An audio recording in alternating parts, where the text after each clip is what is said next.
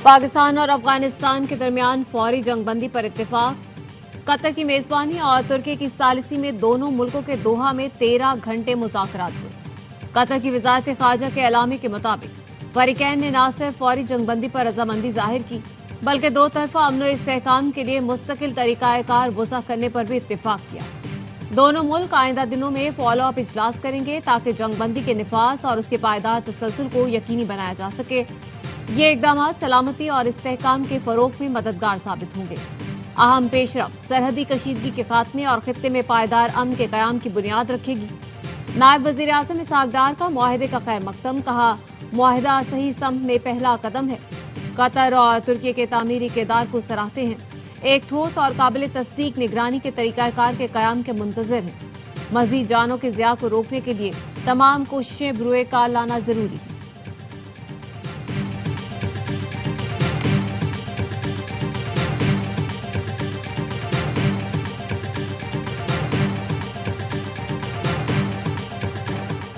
मुआहदे के बाद अफगानिस्तान से पाकिस्तान में दहशतगर्दी का सिलसिला फौरी बंद होगा। वजीर दिफा ख्वाजा आसिफ कहते हैं पाकिस्तान और अफगानिस्तान के दरमियान सीज फायर हो गया। दोनों हमसाया मुल्क एक दूसरे की सरजमीन का मुकम्मल एहतराम करेंगे। 25 अक्टूबर को इस्तांबुल में दोबारा वफूद की मुलाकात होगी। कतर और तुर्की के ताउन पर पाकिस्तान और अफगानिस्तान शुक्रगुजार हैं। पाकिस्तान तहरीक इंसाफ का पाक अफगान अमन मुआहदे का खैर मकदम। असद कैसर ने कहा दहशतगर्दी के खात्मे और तिजारत के फरोग के लिए मुज़ाकरात जरूरी हैं। पाक अफगान तिजारत से तरक्की और खुशहाली के नए दरवाजे खुल सकते हैं।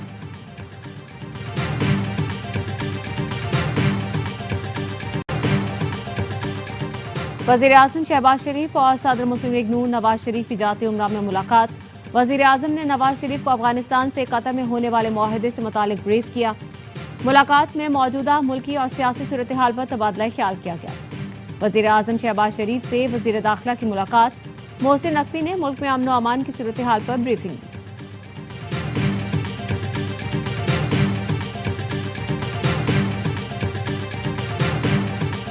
सदर जरदारी की दरख्वास्त पर पीपल्स पार्टी ने वफाकी हुकूमत को 1 माह की मोहलत दे दी। पीपल्स पार्टी के सेंट्रल एग्जीक्यूटिव इजलास की अंदरूनी कहानी सामने आ गई। जराये का कहना है सीईसी इजलास में अरकान की जानिब से हुकूमत से इत्तेहाद के खात्मे का मुतालबा भी सामने आया। अरकान ने कहा पीपल्स पार्टी की कयादत चुटकी बजाकर विफाक में हुकूमत गिरा सकती है। पार्टी कयादत हुक्म दे तो नून लीग को टफ टाइम देंगे। इत्तेहाद पीपल्स पार्टी के नहीं नून लीग की जरूरत है। इजलास में सदर जरदारी नून लीग के खिलाफ कोई भी फैसला लेने के हक में नहीं थे। जराये ने बताया सदर जरदारी ने अरकान से कहा मुझे 1 माह का वक्त दें, तमाम मामला दुरुस्त हो जाएंगे। वजीर आजम और नायब वजीर आजम ने मसाइल के हल का वादा किया है। सीईसी का इजलास 1 महीने बाद दोबारा रख लें।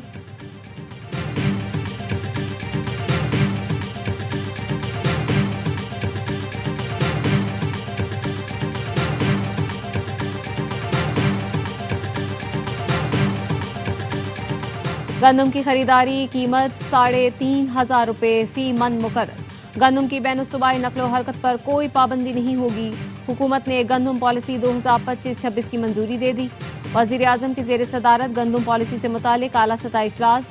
शहबाज शरीफ ने कहा पॉलिसी का मकसद अवामी मफादात का तहफ़्फ़ुज़ करते हुए किसानों का मुनाफा यकीनी बनाना है। हुकूमत मुस्तहकम ज़खायर और किसानों के तहफ़्फ़ुज़ को यकीनी बनाने के लिए स्ट्रेटेजिक स्टॉक खरीदेगी। इजलास को बताया गया विफाक और सूबे गंदम की फसल से 6.2 मिलियन टन गंदम ज़खायर हासिल करेंगे।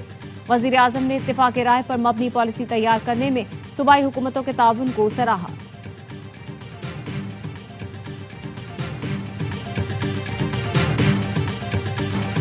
जनूबी वजीरिस्तान से गिरफ्तार खुदकुश बमबार के होशरुबा इंकशाफात। अफगान तालिबान और फितना खवारिज का गठजोड़ बेनकाब। गिरफ्तार खुदकुश बमबार नेमतुल्लाह ने बताया हम 40 लोग खौस्त में इकट्ठे हुए और बरास्ता चीवार पाकिस्तान में दाखिल हुए। जनूबी वजीरिस्तान गए जहां तालिबान का मरकज था। कमांडर उमर हम्मास खुदकुश हमलों की तरबियत देता था। खुदकुश हमले की तरबियत 3 माह थी। मैंने 1 हफ्ते की तरबियत ली। चौकियों और फौज पर खुदकुश हमलों की भी तरबियत दी गई। मदरसे में मौजूद कुछ लोगों ने कहा पाकिस्तानी फौज के खिलाफ जिहाद जायज है। दौरान तरबियत अजान सुनी तो एहसास हुआ पाकिस्तानी फौज भी मुसलमान है, इस पर खुदकुश हमला करना हराम है। खुदकुश बमबार नेमतुल्लाह का ताल्लुक कंधार से है। जौहरिया मदरसे में हिफ्ज का तालिब इल्म था।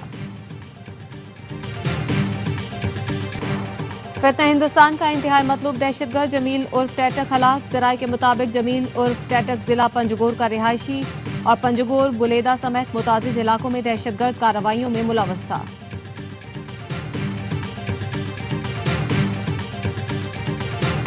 फितना हिंदुस्तान के 2 रूपोश दहशतगर्द हैदराबाद से गिरफ्तार। सीटीडी ने कासिमाबाद में इंटेलिजेंस बेस्ड कार्रवाई में अब्दुल रहीम खोसो और गुलाम शबीर को धर लिया।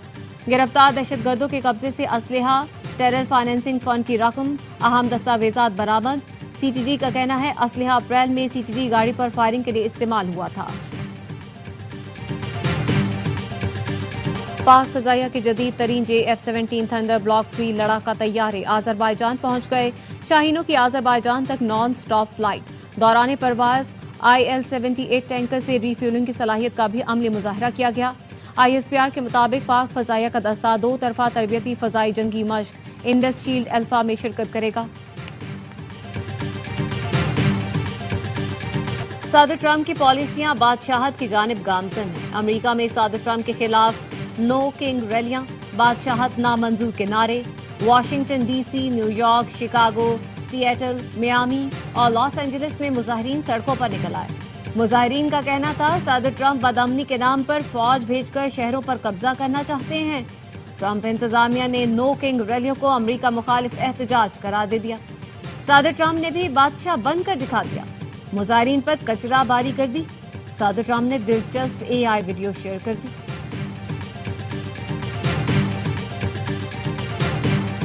इसराइली फौजी फलस्तीनी बच्चों से भी खौफजदा। अल खलील में गली में खेलते नन्हे मुन्ने बच्चों को हिरासा करते रहे। मगरबी किनारे में कब्जे के लिए फलस्तीनी बच्चों और नौजवानों से बदसलूकी की इसराइली फौज का मामूल बन चुकी। इसराइल की जंगबंदी की खिलाफ वर्जियां, 10 रोज में 38 फलस्तीनी शहीद, 143 जख्मी।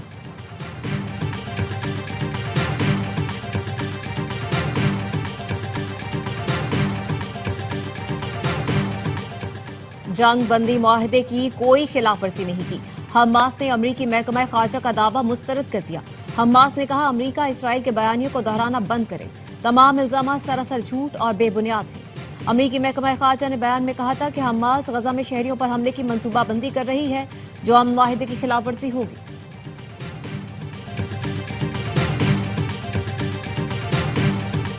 पेरिस के आलमी शोहरत याफ्ता लोअर म्यूजियम में डकैती की वारदात। डाकू नायाब और कीमती जवाहरात ले उड़े।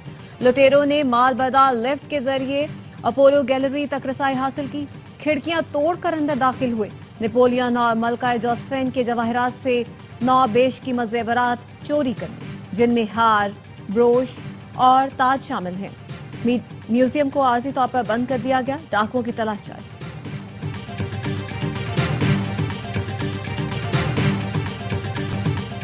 वुमेन्स वर्ल्ड कप में भारतीय टीम फिर चौक कर गई। इंग्लैंड के खिलाफ भी जीत के इंतहाई करीब आकर शिकस्त खा गई। इंदौर में इंग्लैंड की टीम 4 रन से फतह समेट कर सेमीफाइनल में पहुंच गई। इंडियन टीम 289 रन के ताकुब में 6 विकेट पर 284 रन बना सकी। मंधाना के 88 और हरमनप्रीत के 70 रन रहेगा। इंग्लैंड ने पहले खेलकर 8 विकेट पर 288 रन जोड़े। हीथर नाय जारहाना सेंचुरी पर मैच की बेहतरीन खिलाड़ी करार पाई।